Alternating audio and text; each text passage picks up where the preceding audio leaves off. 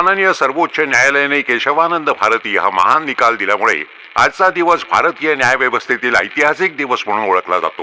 24 April 1973 ही एक तारीख ज्याची इतिहासात मूलभूत संरचना सिद्धांताची ओळख म्हणून या तारखेची दखल घेतली जाईल, जी भारतातील घटनात्मक परिदृश्य बदलेल।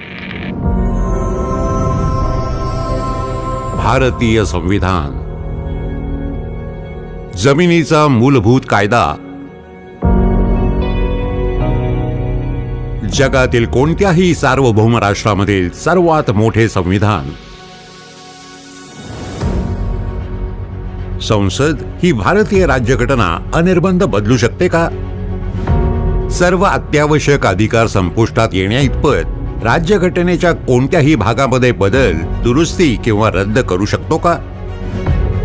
भारताच्या माननीय सर्वोच्च न्यायालयाला अशा कठीण प्रश्नाला सामोरे जावे लागले आणि उत्तर द्यावे लागले तेव्हाची ही गोष्ट आहे। भारताच्या इतिहासातील सर्वात महत्त्वाच्या प्रकरणाची कहाणी,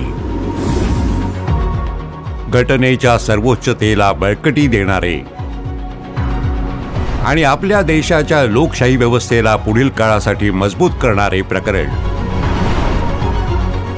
मार्च 1970 केरळामधील मठाचे प्रमुख केशवानंद भारती या भिक्षूने केरळ जमीन सुधारणा कायद्याद्वारे त्यांच्या मठाची मालमत्ता ताब्यात घेण्याच्या केरळ सरकारच्या प्रयत्नांना आव्हान देणारी आणि जमीन सुधारणा कायद्याच्या वैधतेला आव्हान देणारी याचिका माननीय सर्वोच्च न्यायालयामध्ये दाखल केली।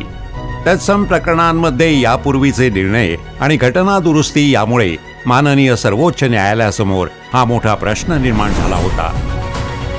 माननीय सर्वोच्च न्यायालयाच्या इतिहासातील सर्वात मोठे 13 न्यायाधीशांचे खंडपीठ या खटल्याचा निकाल देण्यासाठी बसले। सदर याचिकेमध्ये अनेक ज्येष्ठ वकिलांनी सहाय्य केले। केशवानंद भारती यांच्या वतीने प्रमुख वकील म्हणून नानी पालखीवाला आणि केरळ राज्यासाठी HM सेर्वई यांनी बाजू मांडली।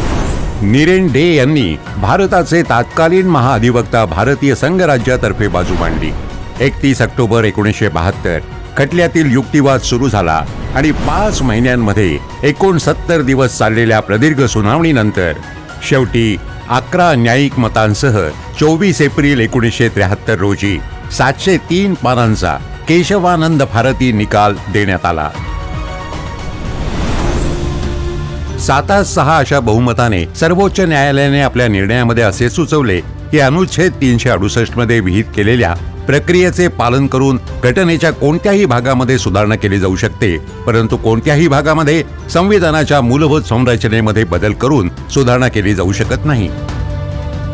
यालाच मूलभूत संरचना सिद्धांत म्हणून ओळखले जाते, जे हे सुनिश्चित करते की भारतीय राज्यघटना हा देशामधील सर्वोच्च कायदा आहे आणि भारतीय संघराज्याची स्थापना ज्या मूलभूत मूल्ये आणि तत्वांवर झाली आहे त्यांचे संरक्षण करते।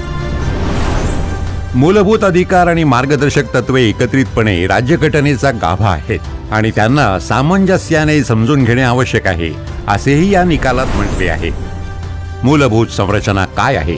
राज्यघटनेची सर्वोच्चता, कायद्याचे राज्य आणि न्यायपालिकेचे स्वातंत्र्य या संबंधित स्पष्टीकरणही या निकालामध्ये दिलेली आहे। गेल्या 50 वर्षात या सिद्धांताने संविधान हा जिवंत दस्तऐवज असल्याचे सुनिश्चित केले आहे आणि त्याची मूलभूत मूल्ये आणि तत्वे टिकवून ठेवण्याबरोबरच बदलत्या काळाला प्रतिसाद देण्याची परवानगी दिली आहे। केशवानंद भारतीचा निर्णय हा एक महत्त्वपूर्ण टप्पा होता, ज्याने न्यायिक नवकल्पना, मूलभूत रचना, सिद्धांत यांची ओळख झाली। त्यांनी भारतातील संवैधानिक परिदृश्य बदलले आणि परदेशी अधिकार क्षेत्रांमध्ये त्याचे अनुसरण आणि चर्चा करण्याचा मार्ग प्रशस्त झाला।